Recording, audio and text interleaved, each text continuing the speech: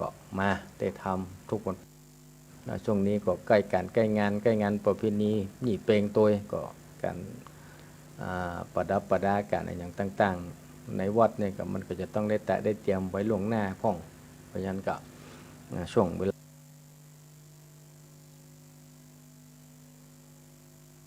ช่วงนี้ก็ใกล้การใกล้งานประเพณีหยี่เปงตัวก็การประดับประดาการอะไรอย่างต่างๆในวัดเนี่ยก็มันก็จะต้องได้ได้เตรียมไว้ล่วงหน้าพ่องเพราะฉะนั้นก็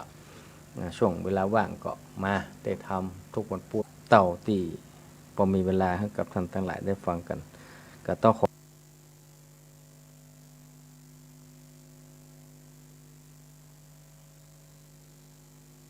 ออภัยที่การที่จะได้โทรเข้ามาตักตาประสายกันนี่ก็ขออภัยตัวเพราะว่าถ้าจะโทรเข้ามาเนี่ยมันต้องมีโทรศัพท์แห่งเครื่องหนึ่งเพื่อรับสัญญาณโทรศัพท์อย่างเดียวถ้าหากว่าใช้เครื่องเดียวกันนี่ตึงรับตึงจัดรายการเนี่ยเพราะถ้าเราสถาท่านใดที่โทรเข้ามาเนี่ยก็สัญญาณการถ่ายทอดสดผ่าน Facebook เนี่ยมันก็จะปิดโดยอัตโนมัติแล้วมันเริ่มตั้งเกาหามาคัดหายมันก็บอกให้ส่วนบอกให้ดีละก็เลยว่าต้องขออภัยช่วงนี้จะโทรเข้าบัตรติดเพราะว่าจำเป็นได้ปรับมาเป็นในโทรศัพท์นี่ก็จะต้องปรับมาเป็นโหมดเครื่องบิน โหมดเครื่องบินนี่ผ่ายโทรถึงได้ละผ่ายโทรเข้ามาถึงบัตรติดละเคยมีคันแล้วตัวหนึ่งพูดหนึ่งที่บทลืมบ่ได้ปิดมันจะบ่ลืมแต่ก็บ่ฮู้รายละเอียดมันเนาะก็เปิดปกติเตะทำบ่ได้กึ่งสถาเพิ่นโทรมาเอาแล้วคำนั้นเอาหน่อยบ่ได้หน่อยละเป็นขัดหายถ้าโทรมาแล้วสัญญาณมันก็จะตัดโดยอัตโนมัติอันนี้ก็กรณีนี้ก็อาตมาภาพก็คงจะบ่มีโอกาสได้รับสายสถาท่านใดที่จะโทรมาก็คงจะโทรมาได้เนาะแต่ก็ตักใจกันผ่าน Facebook เอาก็ได้เนาะเป็นหยังก็ตอนที่เปิดมานี้ก็มีหลายท่านที่กำลังเข้ามาเยี่ยมมาพอด้วยกันเนาะเพราะฉะนั้นก็สัญญาณเสียงระหว่างในระบบผ่านระบบ Facebook นี่กับสถานีวิทยุนี่มันอาจจะแตกต่างกันนะก็ไม่แน่ใจว่าอันใดจะดีถ้าระบบเสียงสัญญาณมันอย่างได้หนึ่งก็มันชัดเจนแก้บดีใกล้ได้ก็ลองตักกันเข้ามาก็ได้เนาะเพราะว่าจะได้เป็นข้อมูลต่อไปเอาละเนาะตั้งใจฟังทำพร้อมกันเด้อนะโมตัสสะภะคะวะโตอะระหะโตสัมมาสัมพุทธัสสะนะโมตัมมาปะลาญะโนนะโมโจติปะลาญะโนโจติโจติปะลาญะโนโจติตัมมาปะลาญะโนติเอสาทาโวโดลาสัมปุเลสะตั้งได้ตั้งยิ่งใจน้อยใหญ่ใจฟักไฟกุศลอันจากนำตนไปนอดเบียงแก้วยอดเนละปันจริงละกันมวลหมู่อันมีอยู่เกหาปากันมาพร้อมนานังอยู่ท่าฟังธรรมจงได้จำที่ต่อตามบาทขอบาลีบัดนี้แด่เตอสัมมาสัมพุทโธอันว่าสัพพัญญูพระพุทธเจ้าตน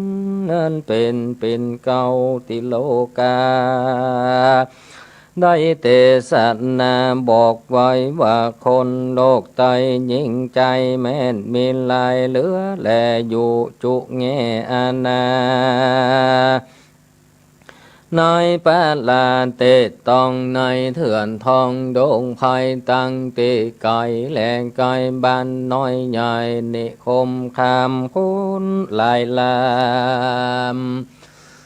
แต่ใส่นับบอดใดเด่นลีแม่นคนมีหลายหลากเกิดมีมากปันใดจัดนับไปตามเหตุมีสี่ประเภทเป็นตะละขอศรัทธาน้อยใหญ่จำจื่อไว้ในใจแดนเตอตะโมตะมาปะลาญาโนมีคนมืดมามืดไปเป็นเก้าแจงมามืดไปเล่าเป็นไปคนมากลายตุกเตดบอมปนสีประเภทไปนายคนมืดมามืดไปนั้นเราปามปูตะเจ้าจากใครว่าคนผู้ใดจัดก่อนใจลิงคนตั้งดำจะตำกรรมจะถอยตั้งใหญ่น้อยลายปักกันหันคนผ่านมังไกออกปากลอยครับนี่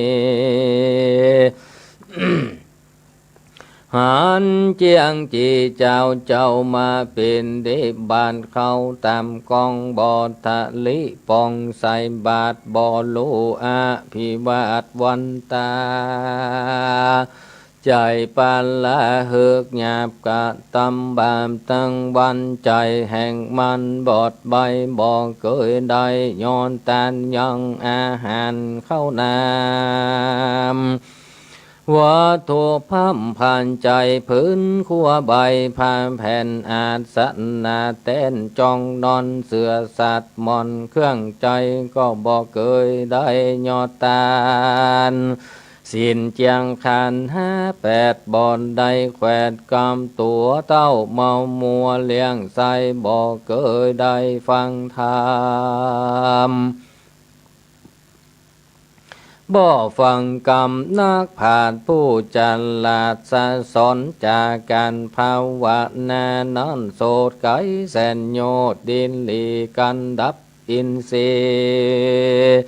กล้าภาคตายและจากเมืองคนยอมเอาตนไปเกิดในกำเนิดอัมบายตกนั้นลุกไหลน้อยใหญ่ตุกเอาไม่เหินนา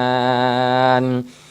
กามบาดันจากลากันปูนจากอเวจีวิมบากมีเหลือเศษได้ไปเป็นเพศอสุรกายเป็นสัตว์ไหลน้อยใหญ่หือตัน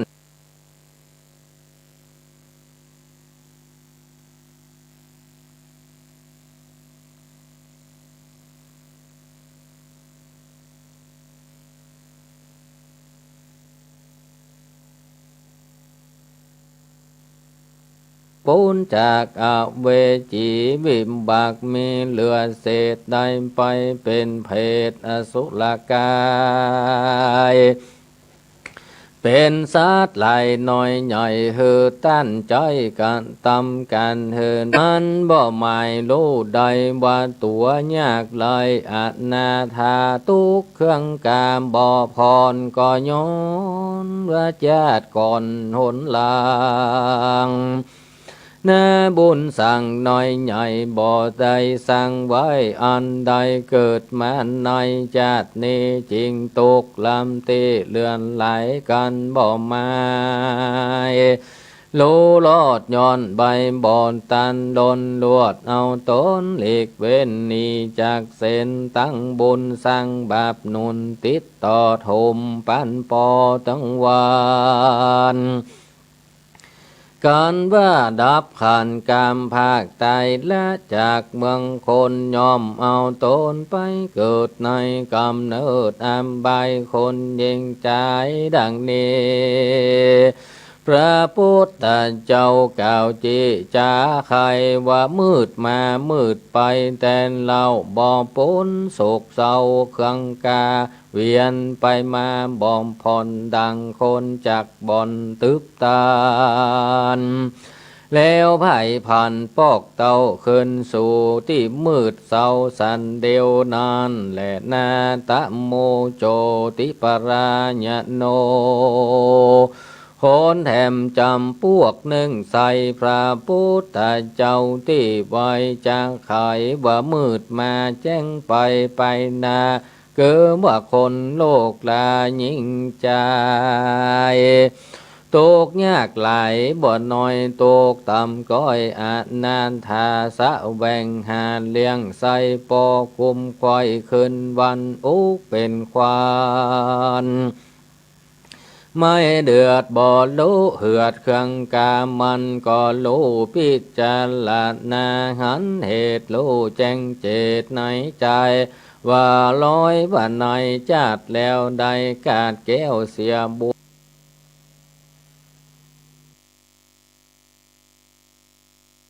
เดือดบ่รู้เหือดเครื่องกามันก็รู้พิจารณาหันเหตุรู้แจ้งเจตในใจว่าลอยว่าในจัดแล้วใดกาดแก้วเสี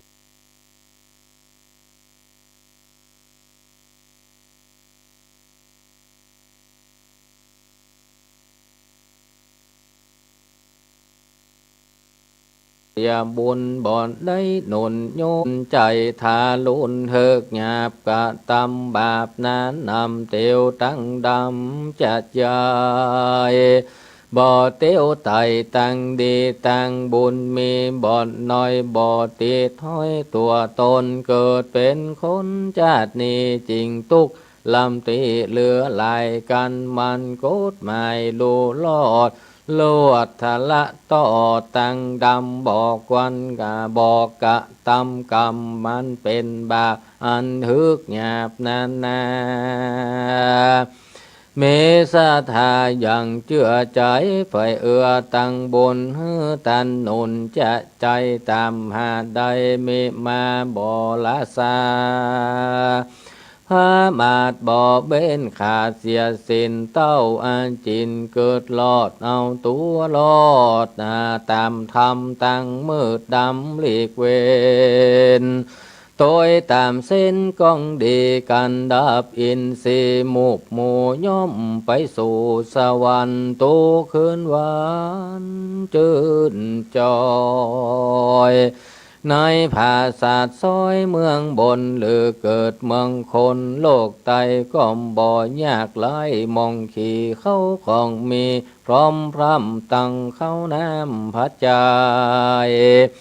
ยังเงินคำใส่แผ่นผ้าตังจังมางัวควายสัมปติไหลเลือนแหลดูตั้งแผ่เตตันมีปริวานคำใจหวังแวดใกล้ใหญ่คนยิงใจดังนี้พระเก่าจีไขจาว่ามืดมาแจ้งไปนาบ่อตกต่ำจะทันลนเป็นดังคนกรามภาคออกมาจากกุหาแล้วกายกาเตียวต้องไปตีแจ้งส่องหันใส่พอตั้งใดที่แจ้งหันจุแห่งอันนาอุปมาแถมหนึ่งใส่ดังคนไตเตียวดินยกเอาตินตั้งกู้ขึ้นไปสู่สีวิกายบ่อนานไหลสักหยาดก็ขึ้นรถลาดยังคันบ่อปอนนานเนินจะขึ้นขี่มาอาจะในลำดับไปขี่จางตัวเอกอ้างงอนแล้วละกุญจรตัวอาจขึ้นสู่ภาษาคำแดงทุกบ่อแฝงจองหอยสุขชื่นจอยคืนวันและนาโจติปาลาญะโนคนจำพวกหนึ่งเล่าปามปูตาเจ้าจะใครว่าแจ้งมาแจ้งไปนาบอดต่ำจ้าบองขี่คือคนลูกกี่โลกไตสั่งบุญไว้นำนานายคราวคลาจัดก่อนบุญบ่หอนให้หนเกิดเป็นคนจัดนี้บุญก่อนกี้ตัวมาพ่องเป็นพญาภาพดาวพ่องเป็นเต้าสะเวยเมืองโยศสะเลืองแผ่กวาง ไผบ่อังเตรียมตันมีนางกำนันนมเนาวังแวดเฝ้าเป็นปาลิวานสุขสามล้านจื้นจอยบ่ต่ำก้อยเครื่องขีห้องเป็นเสนาบันดีอามาตยกสายโยดสักอาจนำนาเป็นปะโลหิตายศใหญ่รู้แจ้งควายกองดีห้องเป็นเศรษฐีสร้างคุยตามบุญจอยตัวตันตามไข่มันสร้างไว้ตั้งแต่ไทยปังลางสมใจหวังทุกสิ่งเข้าของยิ่งทมนาก็มีพระญาดันสอดโลแจงลอดตามธรรมว่าบุญจักนำมาเกิดเอากำเนิดเมืองคนจริงท่าบ่อทาโลนยากหลายบุญเนิดได้เป็นดีกันบุญบ่มีมากวังเตี้ยงบิดวางไกลกาอนาถากันอยากทุกข์ลำบากถนัดใจ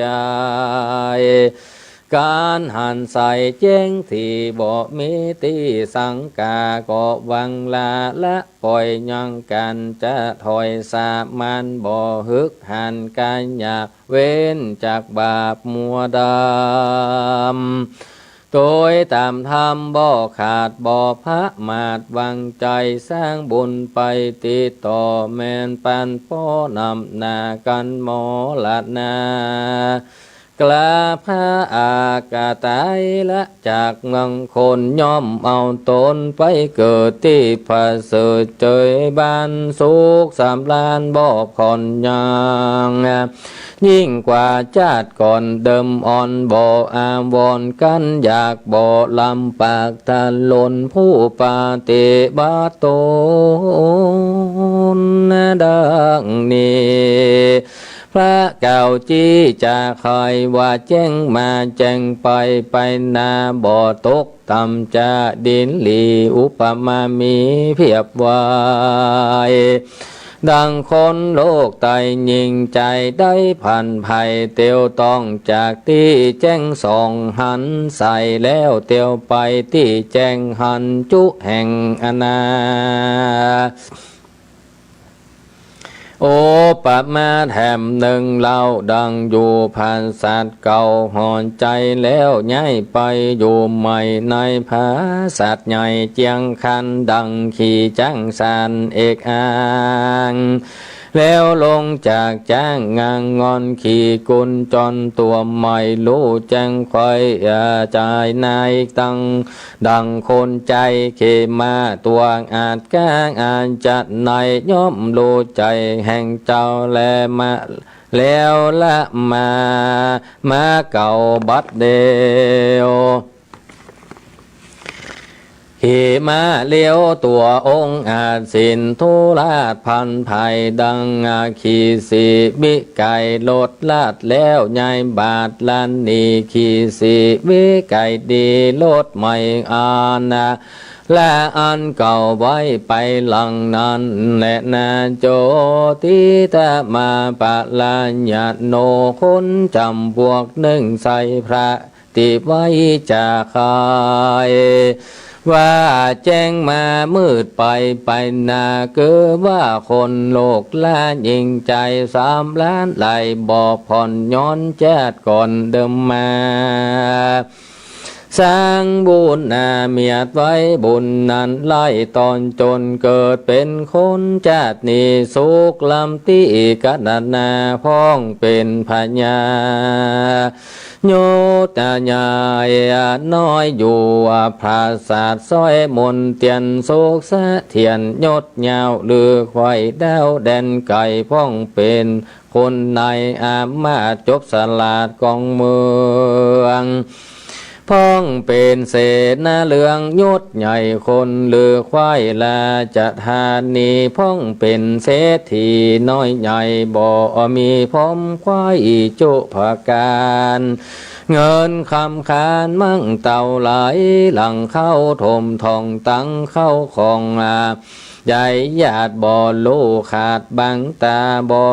เครื่องกาต่ำก้อยอยู่สุขจื่นจ้อยขึ้นวันเต้าปากันพอพามาดบ่เกิดขวาดต่ำทำว่าเรามีสุขนำนี่เล่าย้อนบุญเก่าปังหลังจึงสมหวังไฟเชื้อสมไฟจุพากันอยู่สำลาน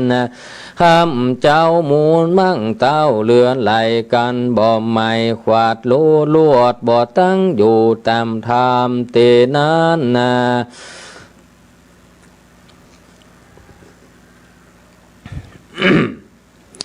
ตัณหานามืดบอดบ่อเกิดล่อตั้งใบข้างัวควายเลี้ยงใส่โลภเขตไล่แดนนากามะตัณหาตัวถอยเข้าจองห้อยหัวใจ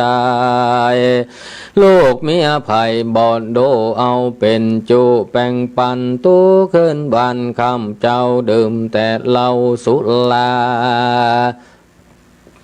บ่คนแน่ไฟหอยตั้งคนถอยเครื่องขี่เบียดเบียนขวีกำลาบคมขันนาบเคขายังคนนัดนาน้อยใหญ่คือหลอนไม่ตันหล่นเต้าเมาวนยศใหญ่เมาเครื่องใจเงินคำใจมัวดำบอดใบบ่เกิดไฟวันตายบ่เกิดใหม่ไฟอ้างจะก่อสร้างตั้งบุญเขาของโนนหลายแหล่บอกเกิดแผ่เตตานแก่คนผ่านยากกันอยากคนลำบากอนาถาการวัดว่าน้อยใหญ่บอกเคยได้โอปันธรรมมีเงินคำเสียเป่ามุนมั่งเต้าเสียตีบ่รู้ถวายกลมเก่าไว้พระเจ้ายอตานศีลจังขันห้าแปดบ่ได้กูดแฝดอยู่กับตนส่วนอกุศลนั้นใส่กันสร้างไว้ตั้งสองกันดับขันกาพรากตายและจากเมืองโคนย่อมเอาตนไปเกิดในกำเนิดอำบายเป็นทุกข์ไหลเอาไม่นับอ่านได้เหินนานกามยังปันจองหอยกันป้นจากห้องอำใบได้กับไก่มาเกิดเอากำเนิดเป็นคนยอมทาโลนากันอยากตกลำบากมามองผ่านคนสามัญดังนี้กะพระเก่าจีจะคายว่าแจ้งมามืดไปนาเป็นคนถอยจ้าจังไรจ้าเทียมเพียบไปว่าดังคนโลกใต้ยิงใจภัยจากตาผ่านภัยเตียวต้องจากที่แจ้งส่องหันสายแล้วกาไกไปสู่ยังที่อยู่ตึบตันพอบอกหันแจ้งที่อาร้อนจุแห่งที่ตัวตันตาโอ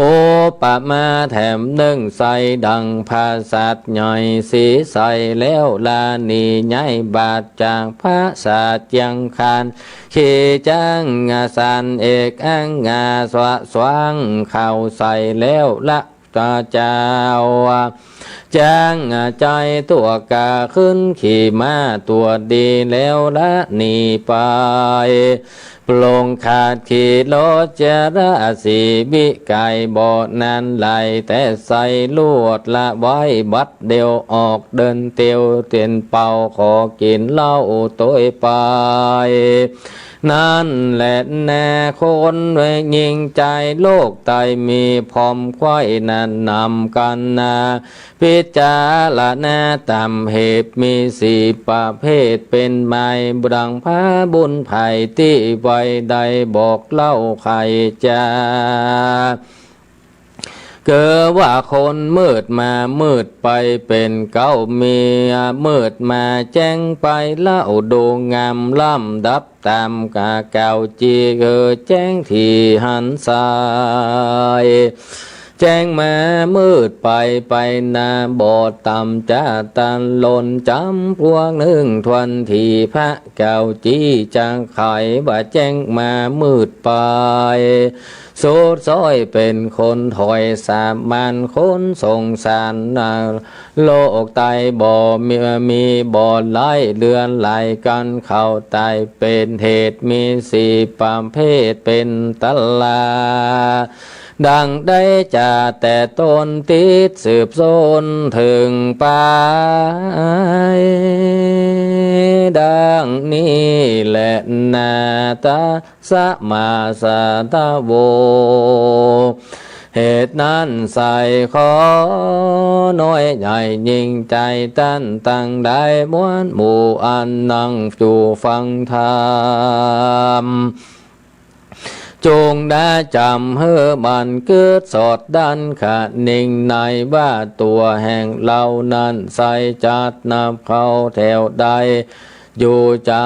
ำพวกไหนนั้นใส่กันมืดได้กันเกิดได้แต่มีจูงเว้นนะนี่ตั้งบาปรีบหาบตั้งมาบุญนะบุญจากหนุนช่วยกรรมเมื่อได้ล่วงล้ำภัยมารโศกสัมมาลานจื่นจอยสมไฟห้อยโจภาการบ่อยาจะและนาเนธิตังขีญาสังวันนาเวเสจากห้องเหตุธรรมเตสนาบุคคลสี่จำพวกกบังกลมสมเดชสะเดชสัตยมศรัทธาสาธุชนท่านทั้งหลายได้สดับรับฟังพระธรรมเทศนาเป็นน้ำธรรมคำสอนเนาะเปรียบเทียบจบไปเป็นที่เรียบร้อยอันมีชื่อว่าบุคคลสี่จำพวกจำพวกก็คือบุคคลสี่พวกเป็นว่าในโลกเนี้ยมันจะมีเหมือนกันหมดกู้ประเทศกู้สาขาอาชีพกู้เผ่าพันธุ์กู้จัดเชื้อมีอยู่สี่ประเภทอยู่สี่อย่างด้วยกันเป็นเปรียบเทียบไว้ให้เราว่าในมนุษย์โลกเราทั้งหมดทั้งมวลที่อยู่กันในโลกนี้เราลองสังเกตว่าตัวเราหรือว่า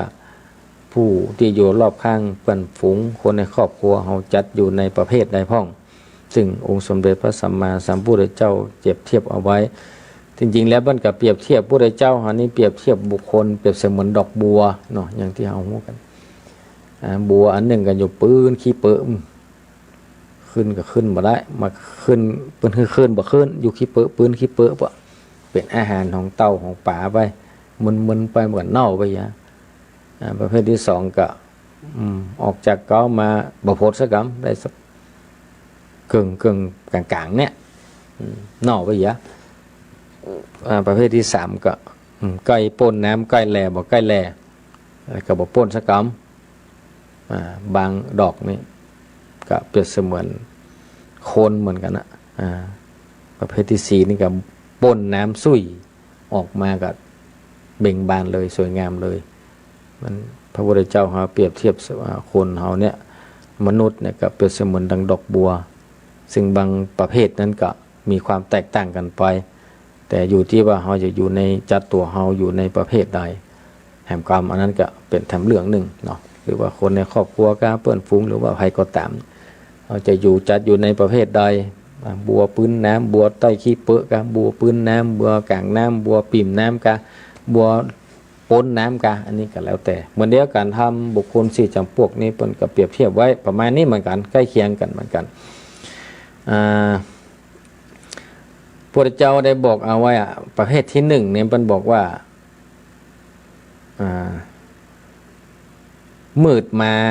แล้วก็มืดไปหรือว่าตามบาลีเป็นว่าตะมะปะรายโนก็คือมืดมาแล้วก็มืดไปค ำว่ามืดมานี่หมายถึงว่าก่อนที่ทุกจิตทุกวิญญาณเราจะได้ลงจุติมาเกิดก็จริงอยู่ชาตินี้อาจได้เกิดมาเป็นมนุษย์ก็จริงอยู่มีบุญในส่วนที่สะสมที่จะได้เกิดมาเป็นมนุษย์กับส่วนหนึ่งแต่แถมส่วนหนึ่งก็คือลงมาเกิดด้วยความมืดในที่นี้ก็มืดด้วยเรื่องของการที่จะพันห้องว่าอย่างฮะเกิดมาแล้วก็สักแต่ว่าเกิดเอาจากเป็นแบบเนาะบ่ได้มีบุญกุศลจัดก่อนปังหลังหนุนนำมาเกิดแต่ได้เกิดอยู่บ่มีสิ่งที่จะหนุนนำให้เกิดออกมาแล้วได้เป็นคนเป็นมนุษย์ที่ดีได้เป็นห้องว่าเกิดมาโดยการโดยเวลาโดยชะตาชีวิตถึงกำหนดกฎเกณฑ์ที่จะล่องจุติลงมาเกิดก็ถือว่ามีอานิสงส์มีบุญอย่างมหาศาลส่วนหนึ่งที่ได้เกิดมาเป็นมนุษย์แต่ในส่วนที่เป็นบุญเป็นกุศลมหาศาลที่ได้เกิดเป็นมนุษย์นั้นก็มีแถมส่วนหนึ่งก็คือในส่วนที่ว่าอาจจะบ่ได้ทำบุญสุนทานอาจจะบ่ได้ทำอย่างพระสมเอาไว้เพื่อจะเป็นหนุนนำเฮาในยามเมื่อเกิดมาเป็นมนุษย์เกิดมาแล้วก็มีความมืดมิดมาโดยความมืดมิดมาโดยความที่บ่หูเลยจากนั้นแล้วก็พอเวลาเติบโตใหญ่หน้าก้ามบานขึ้นมาหูจักห้ำหูจักเหียนหูจักภาษาหูจักอย่างต่างๆแล้วเนี่ยก็บ่สามารถที่จะพัฒนาตัวเก่าปรับปรุงตัวเก่าให้มีความสว่างสวัยในความคิดในสติปัญญาได้ก็อยู่อย่างเก่ามาก็มืดอยู่มันก็มืดและสุดท้ายไปก็มืดเหมือนเดิมโดยบ่ฮู้ซึ่งหาว่าคนในประเภทเนี้ยในสังคมในโลกเขาเนี่ยมีก็ถามว่ามีเหมือนกันนะมีบะใจน้อยเหมือนกันก็มีอยู่บางคนเกิดมาแล้วขออภัยสมมาภัยเนอบางคนเราสังเกตได้ว่าเกิดมาก็เป็นห้องว่าเกิดมาเป็นคนบ่มีสติปัญญาในเรื่องของบ่ฮู้บาปบุญคุณโทษบ่ฮู้ที่ต่ำที่สูงบ่ฮู้จักทำมาอย่างที่มันเป็นคุณประโยชน์สักแต่ว่าได้เป็นมนุษย์แต่ แต่ว่ามันมืดมิดอยู่ ไผบอกไผสอนไผแนะไผกล่าวอย่างก็บ่เอาสักอย่างก็อยู่แบบมืดนั่นน่ะเปิ้นทำบ่ทำปัญญาบ่เนี่ยอันใดที่จะเป็นสิ่งที่จะเป็นก่อเกิดประโยชน์เป็นบุญเป็นกุศลบ่ฮู้บ่เกิดแล้วก็บ่แสวงหาบ่ค่อยคว้าหาแล้วก็บ่ทำตัวสุดท้ายก็เวลาล่วงลับดาวขันซึ่งชีวิตก็เสี่ยงไปด้วยความมืดด้วยความมืดเราสังเกตได้ว่าในมนุษย์เราทูนอนตึงวันมันก็ตึงมีหรอกบางคนเปิ้นแนะนำเปิ้นบอกกล่าวเปิ้น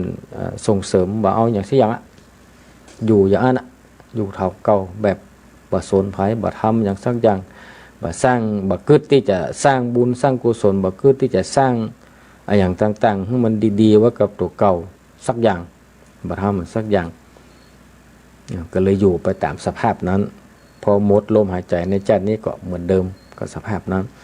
พระพุทธเจ้าก็เลยเปรียบเทียบว่าถ้าจะเปรียบเทียบเป็นบัวกับปุ้นมันอยู่ปื้อขี้เปอะวะกำลังโป่งกำลังออกจีจะป่นออกมามาตันป่นขี้เปอะสักกำมันน่าออกไปเหี้ย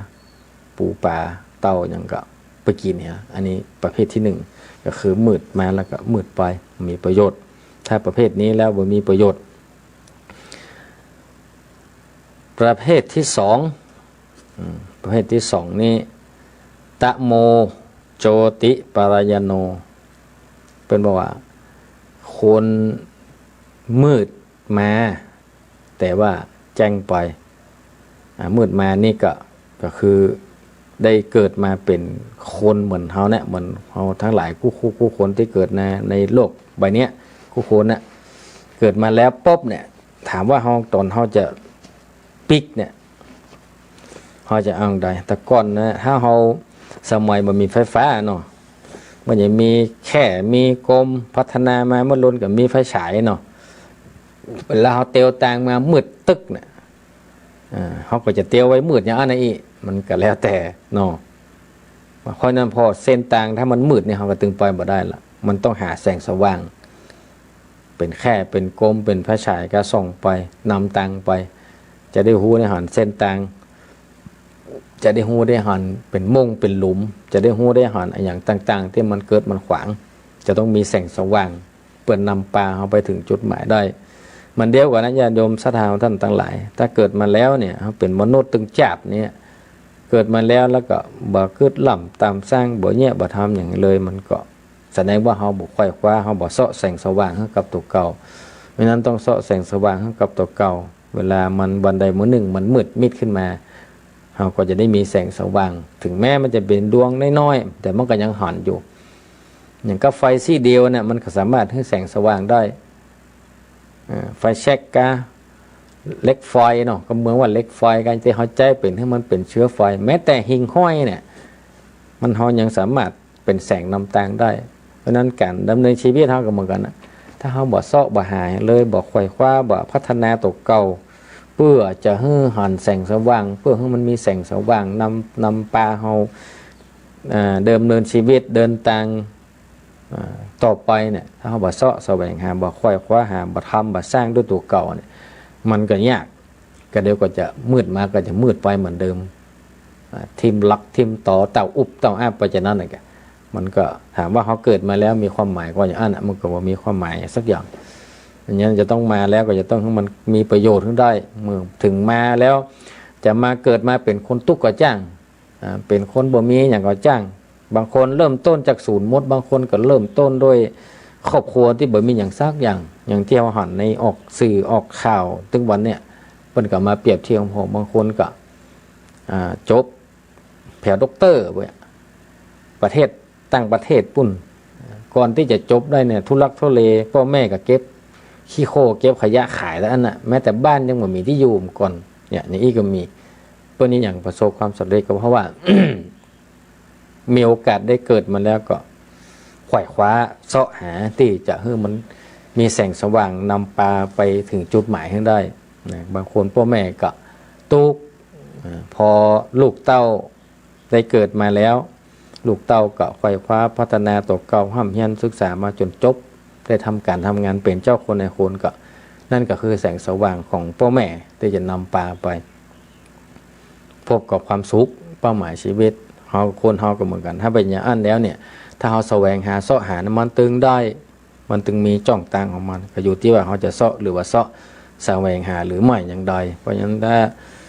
มืดมาแล้วก็ยังจะให้มืดไปอยู่นั้นก็จะเหลือไม่ได้ละเพราะนั้นประเภทที่สองนี้พระพุทธเจ้าบอกว่ามืดมาแล้วก็แจ้งไปกันยังดีอยู่ทางบางคนบางท่านก็ยังมืดมาแจ้งไปในบางคนก็ตุกบ่มีเข้าของบ่มีสมบัติอะไรอย่างอ่ะแต่ว่าอย่างน้อยก็ยังมีใจกึดว่าเราเกิดมาจัดนี้ตุกแต่ตุบ่าเป็นตาจัดก่อนรู้เราบ่ได้ทำบุญทั้งกุศลเอาไว้เราเลยเกิดมาจัดนี้เลยตุกเลยลำบากอย่างนี้ยังมีใจที่กึดหาสิ่งนี้อยู่แสดงว่านั่นแหะคือแสงสว่างเพื่อจะทำให้ตัวเราได้สร้างไว้เหมือนว่าคนตุกคนรวยมันทำได้เหมือนกันหมดก็เลือกเอาตามสมควรที่เราจะทำได้ตามกำลังเราตามฐานะของเราอันนี้ประเภทที่สองเพราะว่ามืดมาแจ้งปล่อยอันนี้นางแควนอยู่ดีขึ้นมาก็ถ้าจะเปรียบเทียบมันดอกบัวก็จะประมาณใกล้ๆจะป้นน้ำแล้วกะเนาะมันมืดมาแล้วก็แจ้งปล่อยนี่ถ้าแจ้งมาแล้วก็แจ้งปล่อยกันยังดีอยู่ถ้ามืดมาแล้วแจ้งปล่อยนี่โอเคแสดงว่าคนนี้พร้อมที่จะพัฒนาเปิ้นบอกกล่าวก็สามารถรับรู้เอาได้หมดแล้วก็สามารถจะพัฒนาได้สูงตัวประเภทนี้อันนี้ประเภทที่สองประเภทที่สามนี่แปลว่าโชติปรายโนอันนี้ประเภทนี้เปิ้นบอกว่าแจ้งมาแล้วก็แจ้งไปนี่ถ้าเปรียบเสมือนดอกบัวก็คือมันป้นน้ำสู้ออกมาอันเช่นที่มันจะย่อยนั่นนะบอกว่าดอกบัวบอกว่าเห็ดเนาะเห็ดลมกาเห็ดอย่างกระจังถ้าอันเช่นมันจะย่อยนี่คือออกมาเนี่ยมันออกรวดป้นดอกบัวกับป้นน้ำสุยหมดเลยออกเป็นจีออกมากับแถมเก้ากับบานออกมาเขาได้พอได้ชมเขาได้เด็ดได้พอได้มาแมงปู่แมงเพิ่งอย่างมาตอมเอาเกสรเขาได้กินหน่วยมันได้พอความงามตัว อันเนี้ยมันแจ้งเปิ้นห้องว่าแจ้งมาแล้วก็แจ้งไปออกมาก็รวดเลยเฮ็ดเหมือนกันนะบางจีบางอันมันออกมาแล้วมันดึงรวดก็ใหญ่กับบานเลยอย่างนี้ต้นบางอันกับเปาะเน่าครับขี้ดินเปาะเนี่ยมันนั้นตกบัวห้าเหมือนกันนะบางอันกับเน่าเปาะความลุ่มนะเพราะนั้นคนประเภทที่3นี่เป็นว่าแจ้งมาแล้วก็แจ้งไปนี่ถ้าจะเปรียบเทียบก็จะคงจะเป็นดอกบัวที่มันโป้นน้ำแล้วคือมาด้วยบุญด้วยกุศลมาด้วยบุญญาบารมีจัดก่อนปางหลังที่ได้เคยสะสมเอาไว้เกิดมาจัดนี้เลยเกิดในตระกูลเกิดในครอบครัวที่มั่งคั่งด้วยสมบัติมั่งคั่งด้วยความอบอุ่นมั่งคั่งด้วยอย่างต่างๆที่เพียบพร้อมไปแล้วก็หลังจากที่ได้เกิดในตระกูลหรือว่าในสภาวะสังคมอย่างนั้นแล้วยังสร้างเพิ่มเติมไปแหมบ่ลดละเพิ่มเติมขึ้นไปเรื่อยๆเพิ่มเติมสะสมไปเรื่อยๆอันนี้แสดงว่าแจ้งมาแล้วก็แจ้งไปมันเดียวเฮามาเฮาไปแอวที่เดินตางอย่างปัจจุบันเนี่ยรถเครื่องเฮาลองจะออกบ้านถ้ามันบ่มีไฟมืดตึกเนี่ยไฟก็บ่ดีอย่างเดียวเฮาก็ไปบ่ได้ขาปล่อยไฟแจ้งลึงปิกมาหัวเตียนขาดเนี่ยก็เฮาบ่สามารถจะขับได้เพราะมันอันตรายก็จะไปตกมงตกเหี่ยวก็จะลำบากครับว่าเพราะฉะนั้นถ้ามัน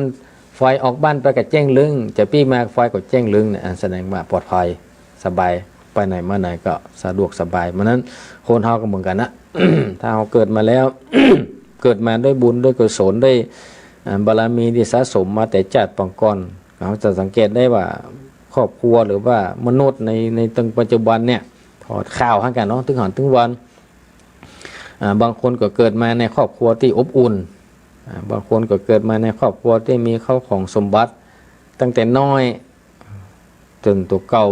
แจดตัวเก่ากินกันยังบ่เสี่ยงเตอะถ้าถามปกติยังทำบุญสร้างกุศลสร้างคุณงามความดีเพิ่มเติมแหมบางคนก็แม้แต่บ้านจะสุขหัวนอนกันยังบ่มีเสื้อผ้าอาภรณ์จะนุ่งจะห่มกันยังบ่มีข้าวปลาอาหารแม้จะกินกันยังบ่มีได้เกิดมาเป็นคนแต่คนต่างคนบ่เหมือนกันเพราะอย่างเพราะว่าบุญ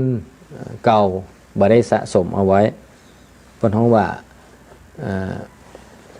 ได้เกิดมาในด้วยบุญเก่าก็จริงอยู่ในส่วนที่ได้เกิดเป็นมนุษย์อย่างที่อู้ไว้ตะกี้แต่ว่าบ่สามารถที่จะต่อเติมได้เพราะอย่างเพราะวิบากกรรมแห่งส่วนหนึ่งที่มาบดบังอยู่ตรงกับข้ามบางคนเกิดมาแล้วเนี่ยในตระกูลหรือว่าในครอบครัวที่มั่งคั่งสมบูรณ์ทุกอย่างก็เป็นห้องว่าเกิดมาแล้วก็คือแจ้งสอยมาเลยทีนี้เวลาจะปิกเวลาจะปล่อยเวลาจะลงสู่และสังขารดับชีวิตจากลงนี้ปล่อยก็มีแสงสว่างนำปลาปล่อยแหมเพราะว่าได้สะสมได้ทำไว้ในจัดที่เขาเกิดมานี้อย่างเขาทั้งหลายที่เกิดมาถึงวันเนี้ยถ้าเขาอยู่ในครอบครัวเต้มีความสุขไม่จำเป็นต้องมีเงินเป็น10 ล้าน20 ล้าน100 ล้านพันล้านไม่จำเป็นต้องอย่างนั้นแต่ในว่าเขาอยู่แล้วเขามีครอบครัวที่มีความสุขอยู่ใน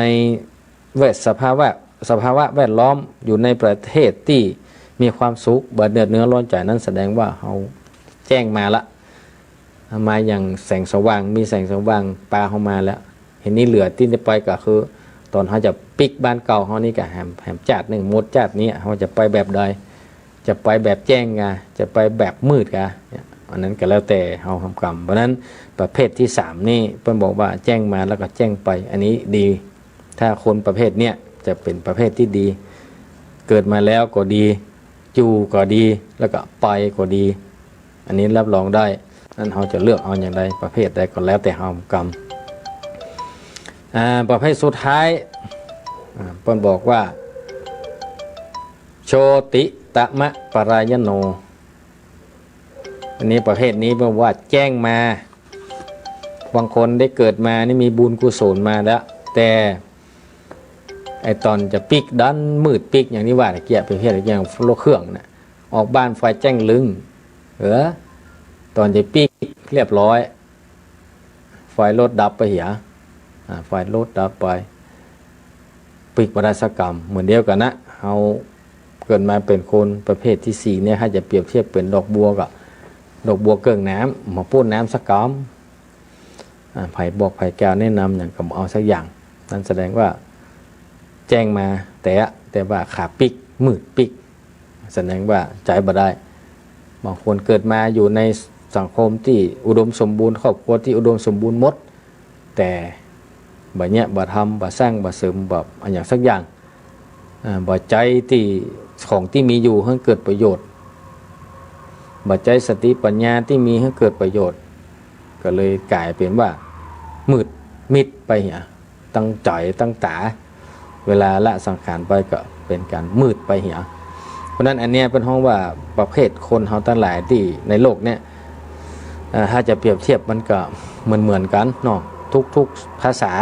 แต่ว่าในทางพระพุทธศาสนาเฮาเนี่ยก็จะมีประเภทประมาณนี้4ประเภทบางคนก็ประเภทแรกนั่นก็ประมาณถึงมืดกับปล่อยกับมืดประเภทที่2ก็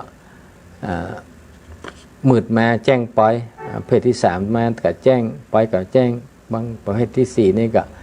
แจ้งมามืดไปอันนี้ก็แล้วแต่ว่าเราจะอยู่ในประเภทใดเพราะนั้นก็เลยเนี่ยสิ่งที่เราพระพุทธศาสนาเราเนี่ยที่เราทำกันตึงวันเนี่ยก็เพราะว่าเราพระพุทธเจ้าทรงสั่งสอนเอาไว้เพื่อจะต้องการให้เราทั้งหลายเมื่อได้เกิดมาเป็นคนเป็นมนุษย์แล้วเนี่ยก็คือเมื่อได้แจ้งมาเนาะเขาได้เกิดเป็นมนุษย์ก็ถือว่าเป็นบุญเป็นกุศลแล้วอันที่จะปิกจะปลายนี่แหมก็พระพุทธเจ้าก็เลยบัญญัติคำสอนเอาไว้ว่าพยายามทำบุญรักษาศีลเจริญสมาธิเมตตาภาวนาสร้างกุศลเอาไว้นักๆเพื่อจะเป็นแสงสว่างนำพาเฮาไปในทางที่ถูกต้องเหมาะควรก่อนที่จะละสังขารจากโลกนี้ไปยังมาสายเตื้อทำได้ปะเลอะมีเวลามีปะเลอะโอกาสเวลาที่เหลือเนี่ยใช้เวลาในโลกมนุษย์เฮาทุกวันเนี่ยให้มันคุ้มค่าให้มันดีที่สุดเฮาใครอยากหยังก็กินเหียใครซื้ออันใดก็ซื้อเหียใครทำอย่างใดที่มันมีความสุขก็ให้ทำเหียทำตั้งแต่บัดเดี๋ยวนี้ทำเมื่อมันมีโอกาสเมื่อมีเวลาเมื่อมีลมหายใจนี่มันจะได้สบายใจดีแต่ว่าจะต้องที่แล้วที่ยังมันก็ต้องพอกระเป๋าตัวเก่าพอสภาวะตัวเก่าแต่แน่มันจะว่างอมในเปิ้นเปลือยนี่กับมันได้ดังเก่าอันนี้ก็ต้องพอตามสมควรแก่ฐานะเปิ้นนึงบอกว่านะใครอยากอันนั้นเนอะเอาซื้อมีถ้าตังก็ซื้อถ้าบ่มีก็แล้วไปเหียจะไปแปะบางคนจะกินมันมีถ้าตังแปะมันมาอย่างเป็นนี่ล่ะอันก็บ่ดีอันก็บ่คนที่จะทำถ้าเฮาใครอยากพอมีกำลังพอมีทรัพย์สมบัติมีเงินมีทองพอจะซื้อได้ทำได้ก็ซื้อไปทำไปตามกำลังเฮาเนาะอันจะหาความสุขบ่ได้แหละมันมีความสุขสักเตื้อหามาสุดปีสุดแรงหามา